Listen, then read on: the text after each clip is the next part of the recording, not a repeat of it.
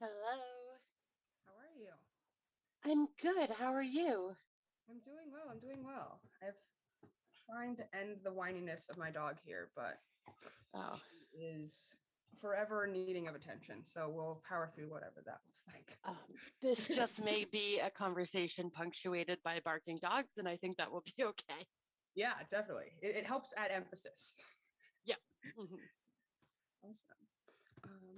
But I'm just pulling up the questions if there's any in the. Mhm. So I guess I've heard that we're streaming. So should we introduce ourselves and sort of say why we're here? Yes, let's Okay. let's begin that. Hello, we're humans. Um, so I am Jay Basiliere. I'm the director of the Center for Teaching and Learning at NVU, and also a person who studies both activist history and anti-racist pedagogy. And so I have been really excited to be invited to collaborate with the lovely humans behind our upcoming production of Hair to help sort of give some context or sort of add a few textured layers to our understanding of how this show functions, sort of both in its historical moment and today. Beautiful. um, my name is Brittany Malik. I am the dramaturg and principal part of the ensemble as well. I'm playing HUD in the production of Hair, and I'm a former NVU student. And I would say that a lot of my work as a performer, I'm an actor slash activist, I would say. A lot of my work as a performer for me um, really likes to dive into kind of these difficult topics that we need to explore and using art and storytelling to navigate those conversations and bring that to an audience. And so very interested in like provoking thought, very interested in making people question, what they might think they know and what they Mhm. want to learn. And so that's where I'm coming for, especially for this production in particular. Yeah. Awesome. So I believe the plan is that Brittany and I are just going to chat about hair, sort of very informally. And there is a way, if you're watching, that you can ask us questions in real time. And that way is to type them Into in. the YouTube like live chat thing that's down here. So if you're Okay. watching with us, yeah. So, Brittany, do you know, will we see the YouTube live chat thing if someone. I have it pulled up. So yes, if someone does Oh, come in, okay. I will, yeah, Great. So yeah, we have a way to access questions that does not yes, require me knowing what's going on. yeah, So yeah, I got ask it. away. Yeah, for We'd sure. love to sort of hear from you and what is interesting. Yeah. But yeah, just to start off the top, as dramaturg, my job for the show is to give context to primarily the actors and the directing team so that we inside of the production all know where the show is coming from, what it was, what it turned into, what we can make it now. And so just making sure everybody knows why the show was created in the first place. Um, and so to jump into that, for context for us today, a lot of the social movements that there were so many happening at the time. And I feel like we get taught about each one, right? But I don't know if we ever contextualize that they are all happening together at the same exact time. And it's just a cacophony of, you know, needing to be represented, needing to be heard by a bunch of different groups. Um, I would argue like the most prominent ones at the time, of course, we have kind of it's 1967. So we are into Vietnam, we are into war times. And so the anti-war, leave the war, why are we at the war kind of sentiment. And this is kind of a cry, I would say, from a lot of different groups. So it's not just like the youth culture, it's not just to women, it's not just these smaller groups, it's literally all of those groups converging together to protest and call out our presence in the war. So that's one big thing that was happening. Another, it's the 60s. I mean, it's always, but so we have the civil rights movement. We have that can include the Black Power movement as well as the Red Power movement, as well as, just many other minority groups who are struggling to be heard at that time, but the more prevalent ones that we're all taught about, kind of that civil rights era, and a little bit of the Red Power movement as well. And then we have, for women, we have the kind of second wave of feminism. So not so much, some people call it like women's suffrage 2.0, you know, second wave of feminism, but it was really just about the push after World War II of what women were supposed to be doing and what they were going to do and what they said that they were going to do. And so there's a lot of that as well. And then we kind of have the pre-Stonewall gay rights movement as well. So a lot of sit-ins still happening, and a lot of just like one note that I like to say is Illinois, I think it was 65, was the first state ever to decriminalize like sodomy and homosexuality essentially. And so same-sex relations. And I would say decriminalized, what does that mean? Anything else after that? Who's to say? Probably not. But, you know, that was the first substantial kind of movement forward in that regard. And so there's all of these movements are happening at the same exact time. They're converging within like the hippie culture, I would say, just kind of gathered all these people together, and we're like, we all love each other, and we want to be one, and we don't want to have to confine ourselves to these kind of, you know, arbitrary and detrimental stereotypes and ways that the general society or even the government is wanting their citizens to go.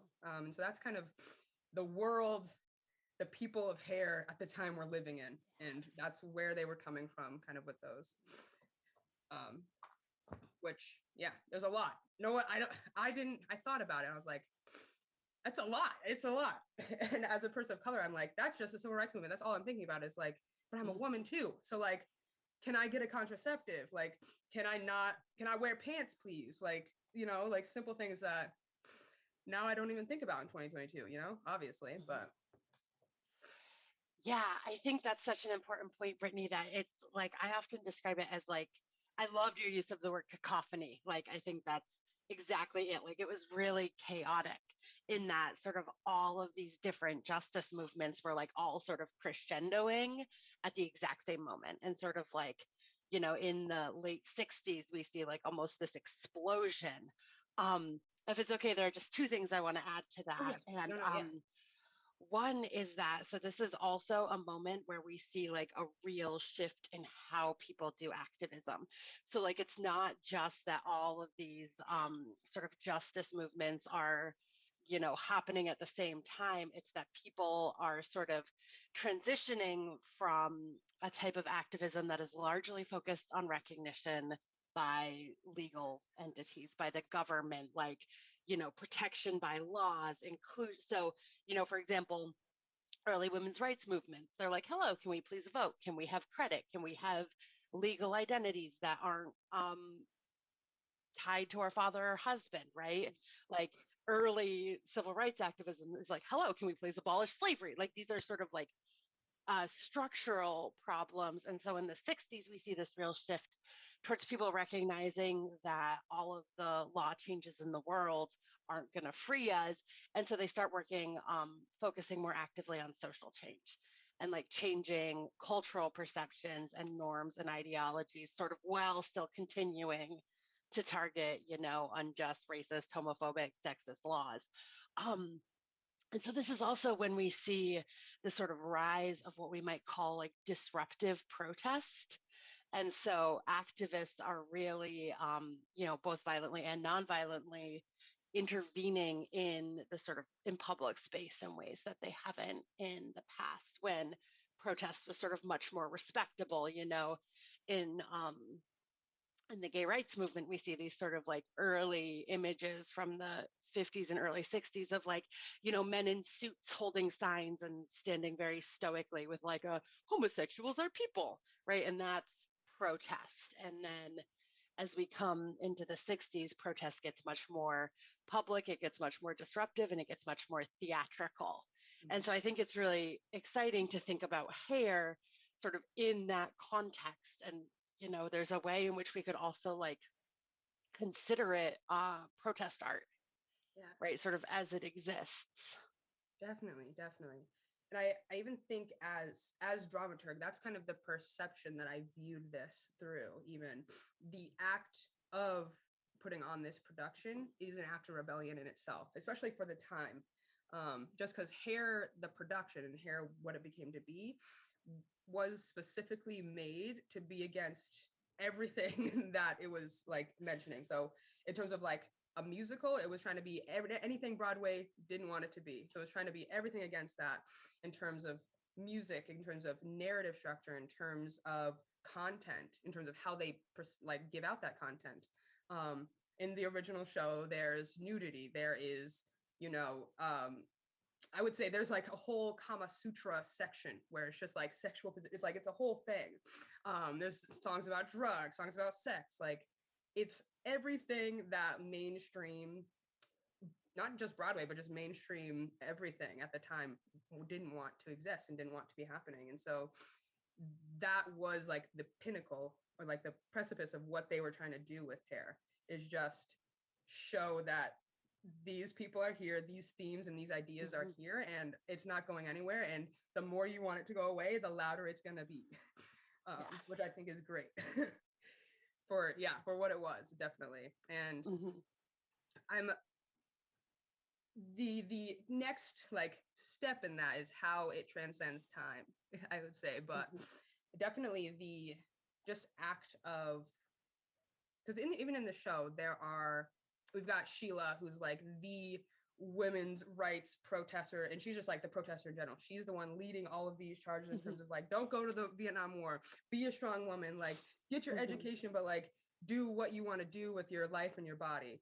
And then we have, you know, a lot of other characters, like we have Wolf, who's just like sexual liberation, like I love everything and everyone, and we just love to be happy, let's just be happy. And then I'm just like going through characters now, so here we are, we're getting into it. And then we have characters like Margaret Mead, who come in, who at the time was a very prolific sociologist, not she studied anthropologist. Anthropologist. I was like, not an archaeologist. She's not digging up bones. I don't know what I'm saying.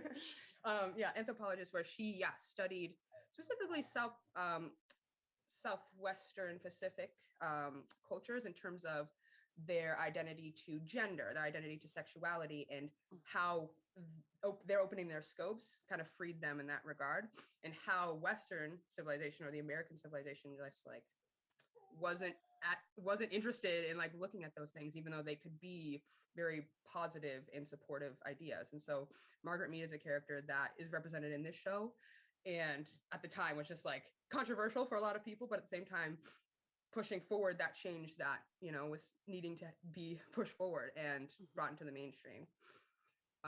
And so there's a lot of characters who are embodying, there's HUD, I have to talk about HUD as well, like HUD, and I would argue all of the BIPOC members who are trying to show this perspective of their experience. It's typically through music, but trying to show their experience as people of color in a society that doesn't want to look at them like they're humans and stuff like that.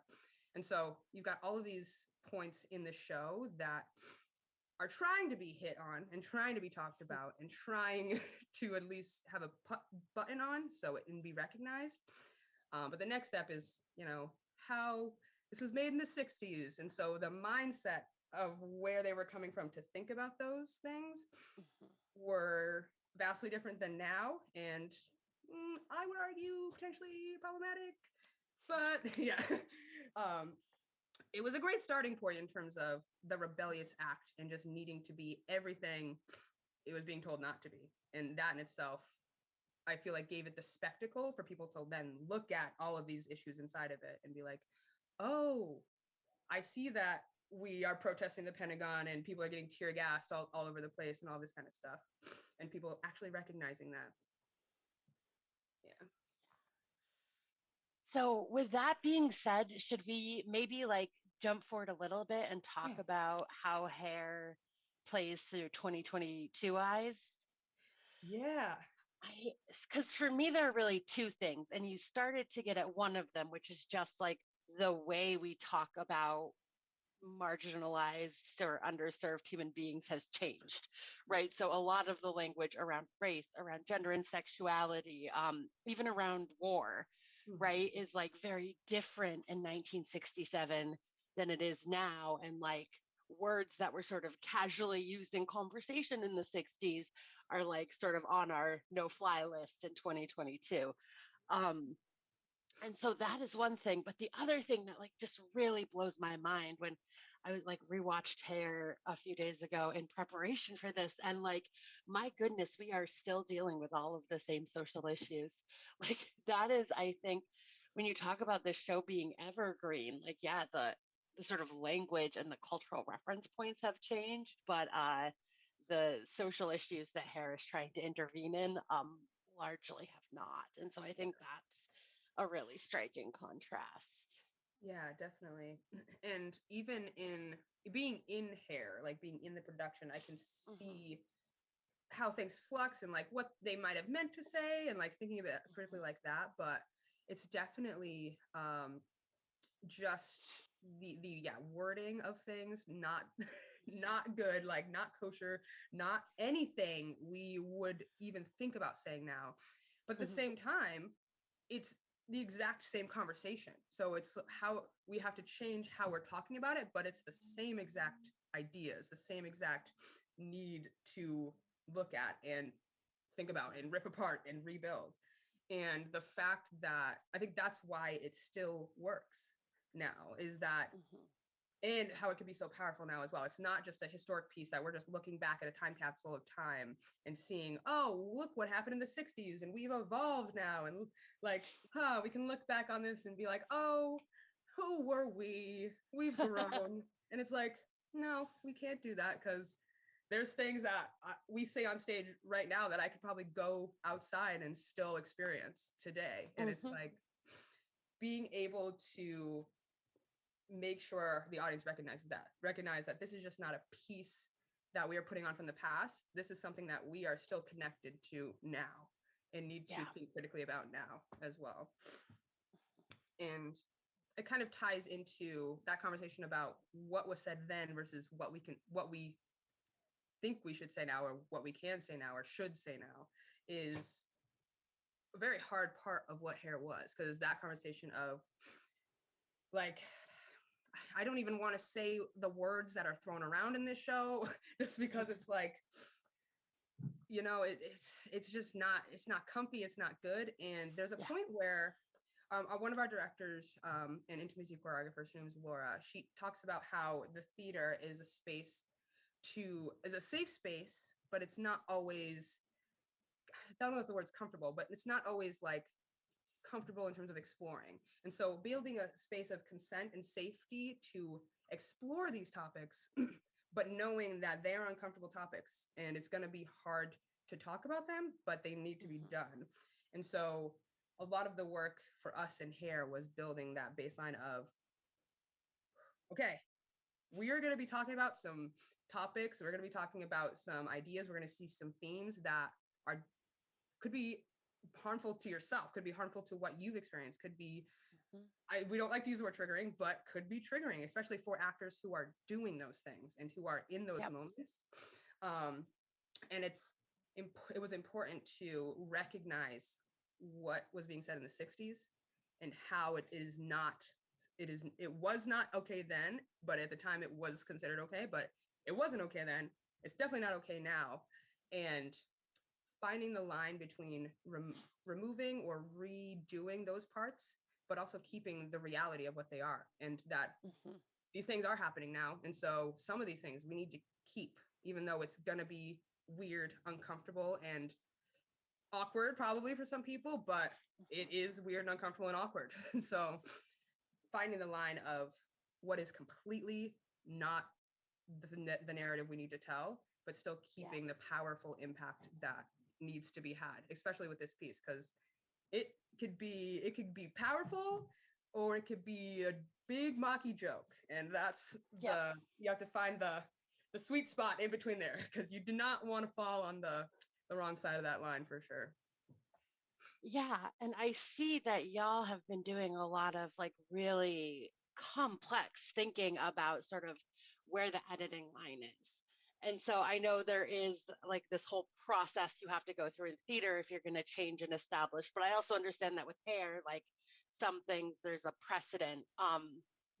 But I'm interested in, I think, how, so okay, I'm aware that your cast recently had a conversation about like a particular racial slur where the director's instinct was to cut it from the show, and the actor who would have been saying the slur sort of presented a different opinion. And so I'm interested if we could talk a little bit about that kind of decision making, because I think it gets at sort of the bigger issue that we're thinking about when we're talking about hair. Yeah, so especially with this, with people, the biggest conversation I'd say was who is saying the words. And so a lot of the times there were parts in the script where people who were not inside of the identified group were saying slurs, were saying derogatory or microaggressive things about that group, and they're not a part of the identified group, and so it's just problematic. But there are times where there are times where, like in that instance, where the word itself, I'm not gonna say it's the N-word. The word itself, it is said by a Black person. So within that was a conversation that all of the Black people had. It was like, this is a word we would say and that we would use, and we would definitely use it like it's being used, and we are comfortable with that. But the conversation was, is everyone else, like, is it comfortable for everyone? And it was, the first instinct was to take out any iteration of that. And so at first it was, that word is used multiple times. And so it was all of it was kind of ripped out. But that actress was like, no, this is something that, sorry, Sage.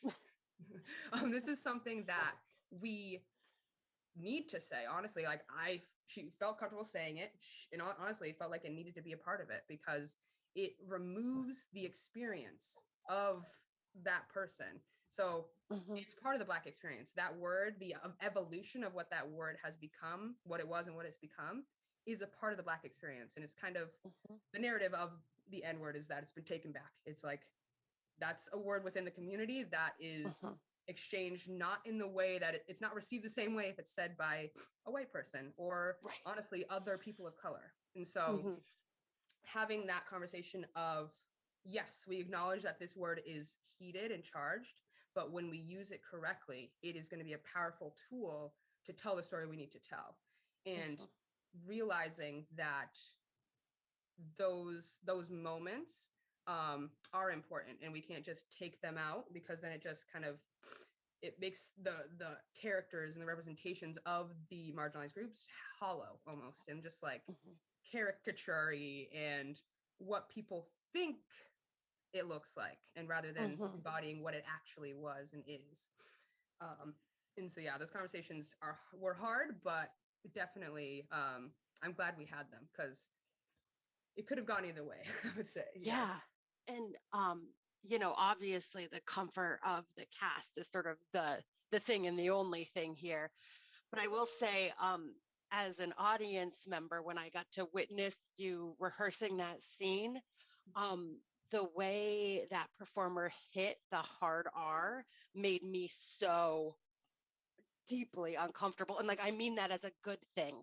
Like, it forced me to sit with like the impact of that word in a way that I felt was really powerful for me as an audience member. And so I think there's a lot of power in that. But also it only sat that way with me because I knew that she had a choice.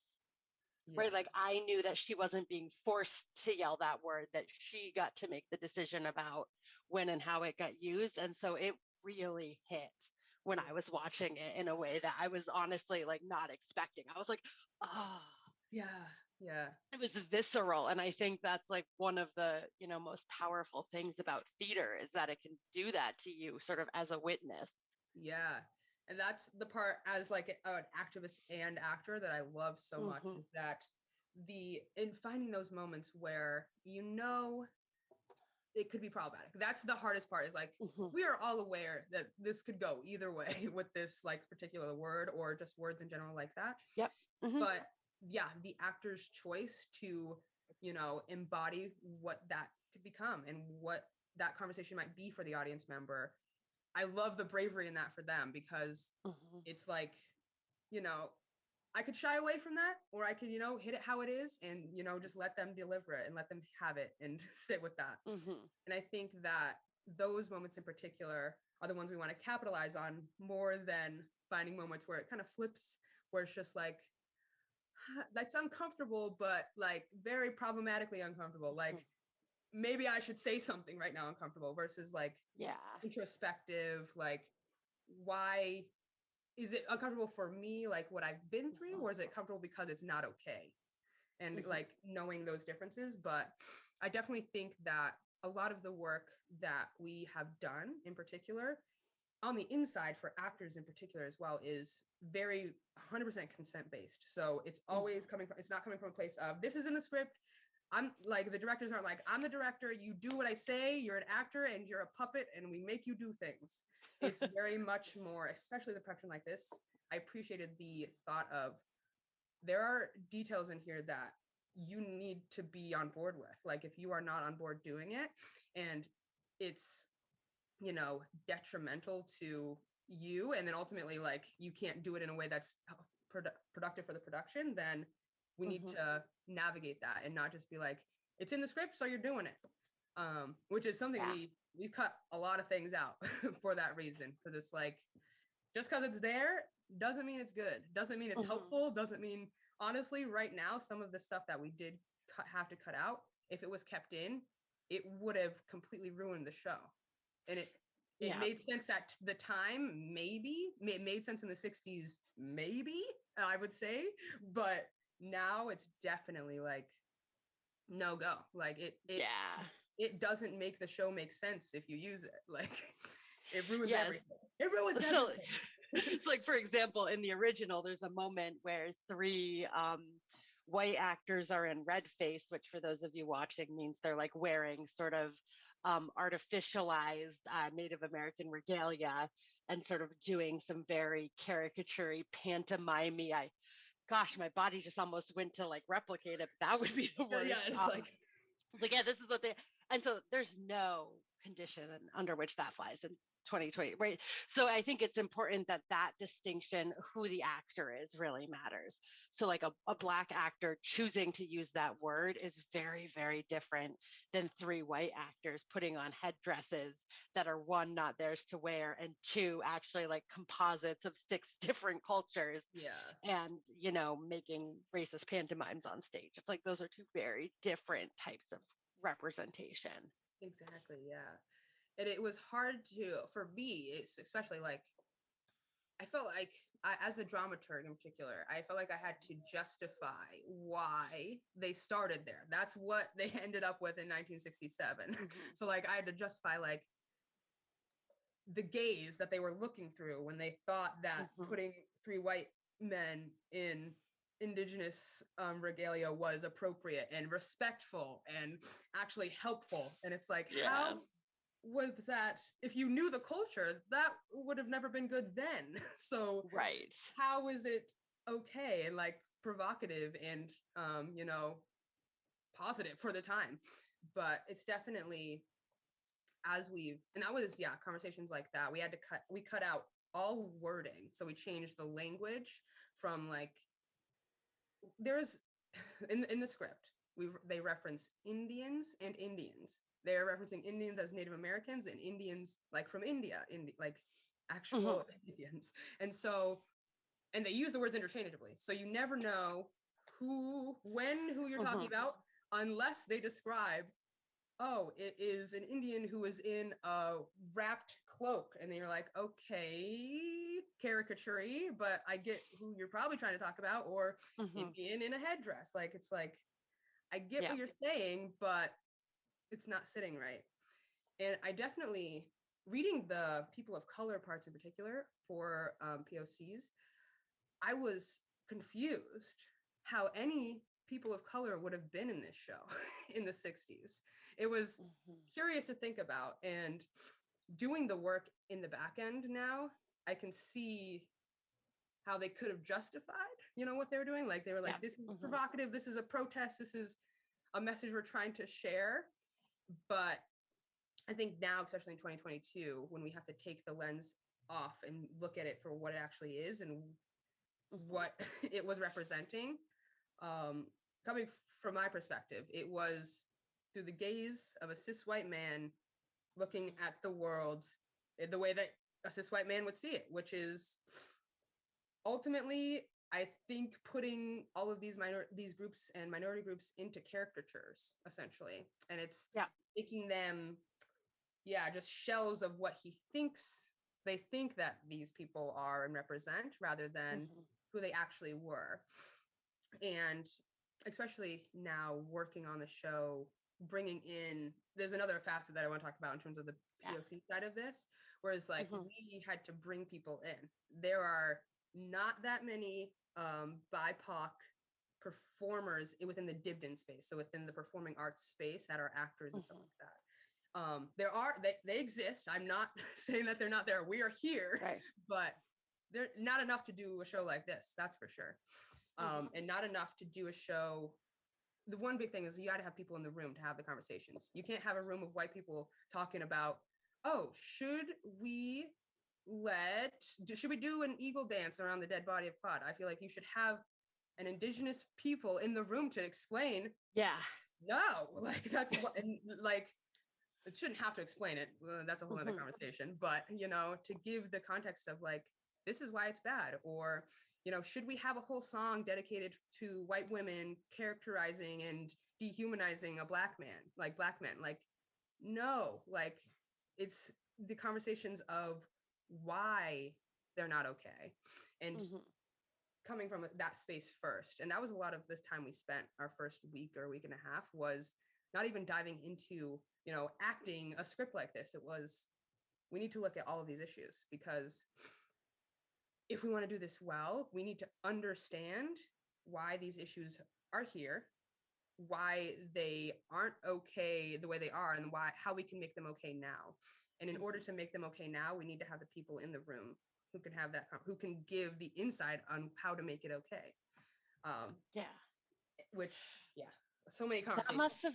That must have been such an interesting recruiting process, because I'm assuming you're like, okay, we don't have enough people of color, so we've got to go outside of Dibden, recruit some performers and bring them in and be like, okay, this is going to seem really racist, but hear me out. And like, that's and sorry, that was a little glib, but like, that's a complicated thing to have to sort of navigate, but also just like necessary for the show to exist. Exactly. And it was definitely, for me, that was the part I was like, I love the show. And Shawnee, who is, at the time, we had, I believe, in the cast already, I had come from the early, we were going to do this in 2020. So I come from that cast to be a part of this cast. We had myself. We have a Indigenous Native American lovely actress in our show as well. And an Asian American representation as well. And so there was just that. There was just the three of us, but there's like all of these characters that need to be played specifically by people of color, or else it doesn't make sense. And so it was a conversation of, we read the script, we were uncomfortable with the script, but for me as dramaturg, I knew how we could make it better, but we needed people in place. But I knew how it looked at face value. I was like, if we bring this to any, like, I was like, if I bring this to any Black people, they're going to be like, what are you talking about? Like, what are you saying to me right now? You're gonna do this, and you want me to do it with you? Like, what are you talking about? And that was the energy that we got from two of our castmates who are here now, who are in the production now. The first day they walked in, they were like, I see what this is. We need to talk about whatever this mess is before we even think about you putting this up. I'm not even saying I'm joining. I'm saying, if we don't have this conversation, I'm not going to let you put this production up, kind of thing, like that kind of vibe. And it was like, that was the energy that was needed, though, ultimately, because I think it was hopeful. The directed team maybe was hopeful that, this conversation would be a positive one, and like just pushing forward through it. would make it, work out in the end. But ultimately it was like, the energy that I felt when those two came in the room and were like, no, they came right up to the other people of color in the room. They're like, how do you feel about this? Why are you in this room? How can you be doing this right now? And we're like, we feel you. That's why we need you here to talk about it. And so ultimately, I think that process was very important, and especially finding those two members are students, and so they're on the Johnson campus. They are within that realm, but then a lot of our other POCs are community members, so they came out from the world to join this company, and that to me, both of those sides were hard to navigate, because the people who came in from the community as well, I'm like, they're all performers in their own right. So they've been acting, they've been doing stage performance, all of that kind of stuff. So they know where they stand there. And asking them again to do roles like this, I was uncomfortable asking them to do it, because I was like, at face value right now, this isn't good. And I am asking you to come and do work for us, essentially. And right now, what you see is caricatures of what we like, what we want the BIPOC people to be. And we need to not have it like that. But we need people in the room to have the conversation to not do that. And so I don't want to say convincing, but trying to make it a collaborative effort, rather than being like, okay, I have this Black person role where you're just going to jump around the stage in a freaking witch costume and pretend to be a voodoo doctor. And it's like, nobody's going to volunteer to do that. Nobody's going to be like, wow, I'm so excited, let's do it. No, they're going to be like, you can't do this. Like, that's the reaction. And I applaud like every BIPOC person who came into that conversation and willing to do that. And I applaud honestly, all the cast members who are still here, because there are a lot of difficult tones. There's domestic violence. There is, transphobia, homophobia. There is racism. There is sexism. There's all of these facets that at our first read through, I feel like most people were like, I don't see how this could ever work. I don't see how it could ever be done. And finding those people who were willing to acknowledge, yes, this is messed up, but I can see what we can do to make this powerful the way it can be. Which, yeah, I'm just so grateful that we found people who are willing to do that, especially in rural, coming all the way to rural Vermont, where there's not a lot to find out there. But yeah, I think it was very important, definitely. I feel on a soapbox right now. Did you end up needing to bring performers from outside of like Johnson area, Lamoille County? Yeah, so we have, so I myself, I'm an alum, but I'm from Chittenden County, essentially. Okay. And then we have another BIPOC performer who's also from Chittenden County. Another BIPOC performer who's they work in the Lamoille area, but they're from Franklin. So kind of up more northwest. Yeah. And then a lot, most of the white ensemble, when I talk about this, I feel weird categorizing like this. I don't know why, it just feels strange. But so most of our white ensemble are students who are on campus in that regard. Then we have, I would argue, all but two of the BIPOC ensemble members are people who are not even in the major, who are either in the community coming into Johnson, or who are coming from like completely different majors, and they're like joining us for this. And so, yeah, it's very interesting that I liked the idea of the community aspect as well, because it adds more perspectives. Not to say that college age students don't have the perspective to have the conversations, but I think it just adds just all those layers that are necessary to have that in-depth conversation, and just having more diverse voices, the better it is to have those conversations. But yeah, not too many of us, but there are a few of us straggling in to try to make it. Yeah. Gosh, so y'all are commuting 2 hours to every rehearsal. Yeah. Oof. It's a commitment. but I honestly am, it's exciting for me, at least. I can't speak for everyone, but for me, I'm like, there's a lot of reasons. Like I was in the original cast in 2020, so I'm like, finally, I'm doing a musical again. Woo. Yeah. But at the same time, again, like I said, as an actor and activist, these kinds of conversations are what I enjoy about doing theater and having these stories and telling these narratives. And it was scary at first to say that I'm going to spend hours of my day every day trying to educate and like in that regard.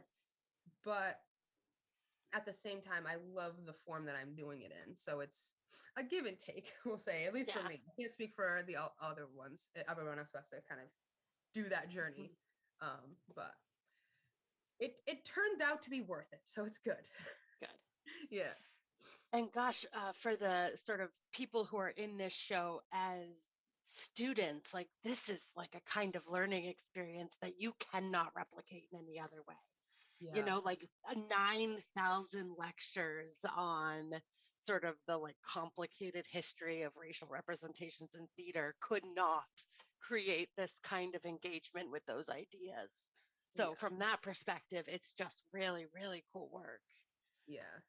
It's very, you've got to like, just dive in. You just got to go into it and hope you can swim to the other side. And the goal is that we will all collectively be helping. This metaphor is getting too convoluted. We're just all going to swim together to the other side.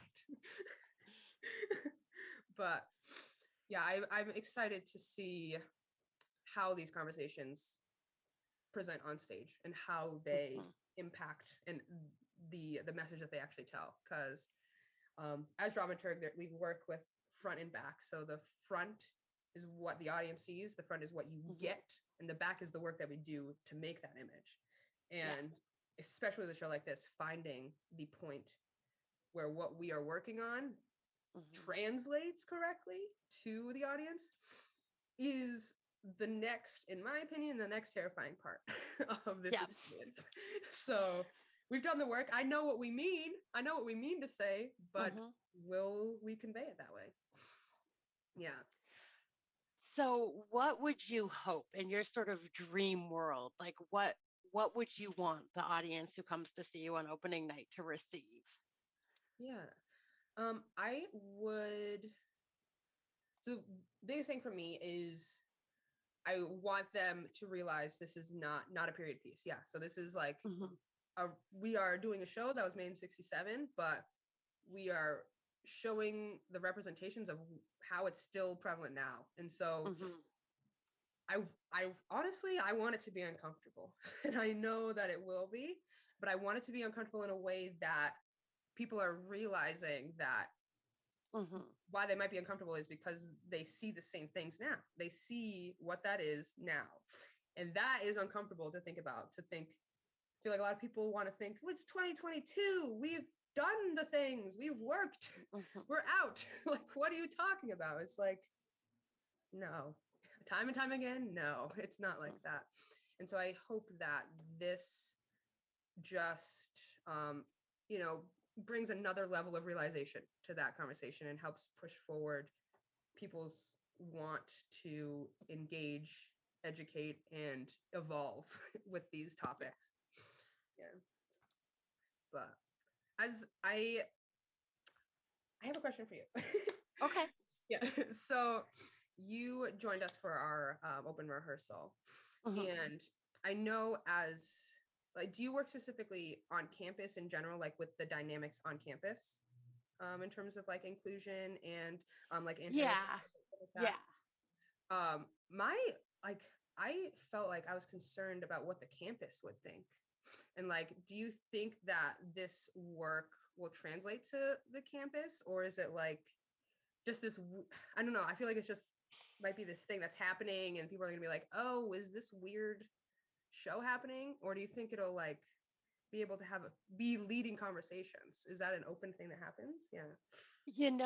So sorry, I just want to chew on that so I don't want to speak for like a whole community, but so this is what I would say is that there are some other things sort of happening on our campus right now that make this show sort of really well timed.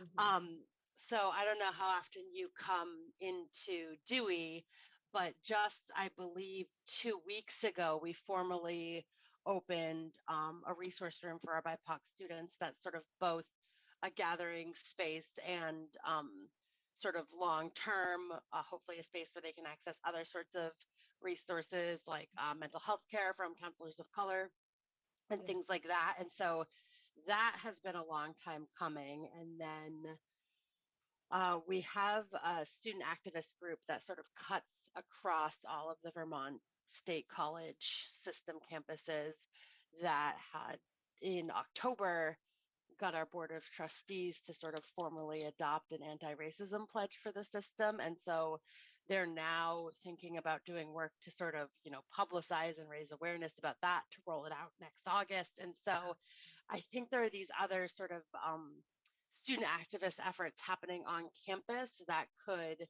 sort of drive into a conversation with this. Mhm. And so as we're talking, maybe there's a strategic conversation to be had there about, how to make sure all of the sort of community stakeholders are aware of this and aware that the conversation is happening. And like, I think we can continue to think about ways to invite people to engage with the show conceptually, but I do think that the campus community is maybe more primed than they have been in the past to Yeah. like think really critically about these issues. Yeah, definitely. At least And I hope. yeah, for sure. That's the goal. That's the Hmm. point we hope to achieve. Yeah. Um, and so do you have any like insights? I'm trying to read the question. Do you have any insights on how, yeah, making this show fit with any anti-racist pedagogy? So like, I know that it's hard to we can't remove all of the through lines because it's viewed Hmm. from the cis white male's lens and it's just how it looks. Like that's the way it looks. But is there like we've done as much work we can, but is there like a Hmm. process that is helpful for like navigating that other people Uh, can still like even if they're viewing hair or like in their hmm. own conversations and stuff like that? Yeah, and so this is someday I want to have a much longer conversation with Isaac and Laura about this because as I was sort of listening to them describe their process and sort and in particular describe the rehearsal process, I saw that they were sort of intuitively maybe using a lot of principles of anti-racist pedagogy as they were sort of educating their cast. Mhm. And so, for example, like one thing that we always talk about as being really central is that sort of this ongoing process of decentering whiteness, Mhm. right? And so, the example of the sort of conversation around the racial slur, right? That was an instance where you could only sort of come to understand what needed to happen when whiteness was decentered, right? So it was the kind of like white director's instinct to just like not go there. And then it was only like decentering that perspective that lets you get deeper and really think about sort of the impact on that. Yeah. So like that is an example of anti-racist pedagogy. And in terms of using those skills to like view the show, I think that understanding sorry, I'm going to start that sentence over. So, like, as an audience member, I think it's really important to kind of understand your own lens when you're consuming a piece of art like this. Mhm. So, if something makes you uncomfortable, if something makes you feel repulsed, if something makes you feel scared or just like vaguely icky, like there are some why questions Yeah. that you can ask yourself. And it's maybe probably even likely that the source of the discomfort is not sort of some wrong that's been done on stage, but like the lens through which you're viewing what's happening. And Mhm. so that's something that we need to be really aware of as audience members is that we're all sort of bringing our own, analytic frameworks to a production, and we really need to sort of be mindful of those when we respond emotionally. Mm-hmm.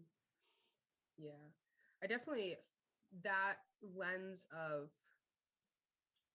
that's the lens of like making the back of the production and like what we work on in the back is the scariest part to me, because I know that everyone's coming from their own separate, completely different walks of what they see the view through the world through.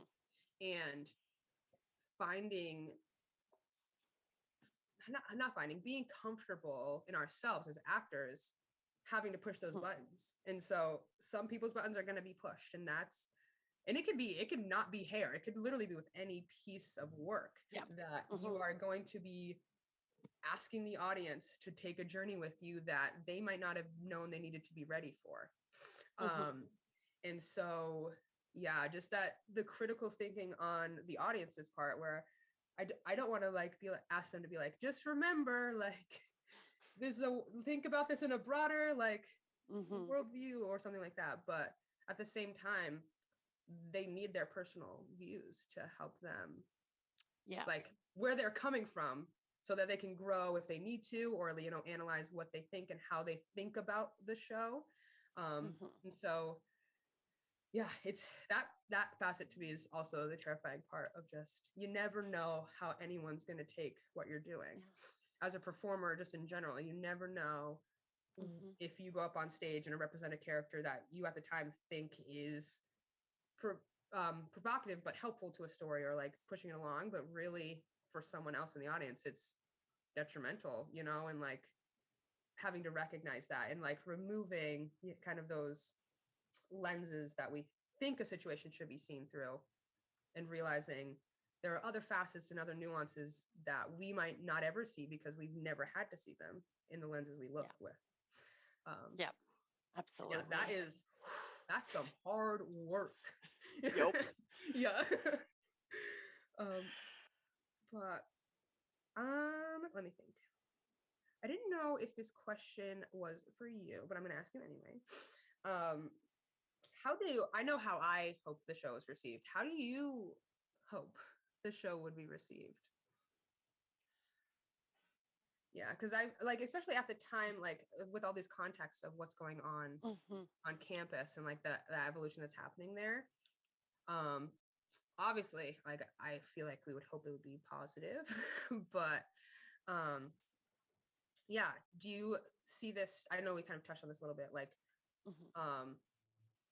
I don't know. I don't want to say like striking more conversation, but just like, yeah. Well, yeah, I do. I do hope that this show prompts more conversation, because I guess I want to be clear that, well, like I highlighted some really cool things that are like happening or have happened recently. There's still so much work to do. And I think that the sort of, process of reckoning with our role as a primarily white institution in one of the whitest states of the country, like that gives us a sort of, I would say, a like extra obligation to think about how our roles as educators, as community members, impact our students of color. And so I hope that people come to this show and feel invited to seek out opportunities to learn and grow their thinking, and kind of continue sort of wherever they are in their journey of thinking about social justice. Yeah, I definitely agree with that sentiment. Coming to this show, I mean, you obviously come to the show and to the performance to be entertained. It's a musical, like come to do that. But especially with something like this, just coming to, open-minded and to learn and to experience maybe other point of views you haven't in the past, or hopefully, opening a door for you to want to learn more and to want to explore what that is, and broadening your horizons. That's like, that's golden. That's it. Come to be entertained, but also know that great art is always going to make you think, and like, come ready to carry that thinking into the next thing. Yeah. Bring 2 bags, like bring your like party bag. We're ready to go. And also bring like your backup. Like, I've got the essentials. I know what I need to do, and the work is getting done. I got to go to work tomorrow bag, Yeah. Yeah, we are winding down a little bit. We've got about 5 minutes left. Um, we touched so many things, and I feel like there's so much more to talk about. Were there any like themes we haven't talked about? Anything like you wanted to chat, like bring up quickly or anything like that before we jet? Okay, I just have a question that I actually don't know the answer to. Yeah. Has the sodomy song remained? Yes, it has. Yes. It is. Yeah, no, all of that, all of like the sexuality stuff, I'm like, you need just, if you're like uncomfortable, like, I don't know. It is what it is. Like, we gotta talk about it. It's important. Like, even not even like looking at it like, ooh, this is about sex and like, it's like, it's about feeling liberated, physically liberated in your body. And like, that is an important topic. And it's one that is prevalent right now. And like being proud of what you enjoy and like and want to do. And yeah, it doesn't have to be this like taboo, like weird thing. We want to hear about it. Yeah. Yeah. I first saw hair at the tender age of 12, and I learned a lot of words. My friend and I went home and got the big dictionary out, and we're like, fellatio, what is that? Like, right, we're gonna do a running list right now. Yes. Yep. Was educated. Yes. If anything, you're gonna learn a lot of new words. A lot of new words, new concepts. Maybe try it at home. You know what I'm saying? You do what you need to do. No. But I am also, so we do not have time to get into this right now, alas, but I just want to say that I am so excited to see how that intimacy choreography like comes together when it's done in real time. Yeah. I thought that was such a fascinating process to observe, and I'm like just stoked to see the final outcome. Yeah, I was hesitant at first because this is the first time in my acting career I've ever really looked at intimacy choreography. So I was like nervous, like that it would make it even more uncomfortable than it already is. But it really, like, I don't do much of it as myself or my character, but I'm in scenes where it's needed.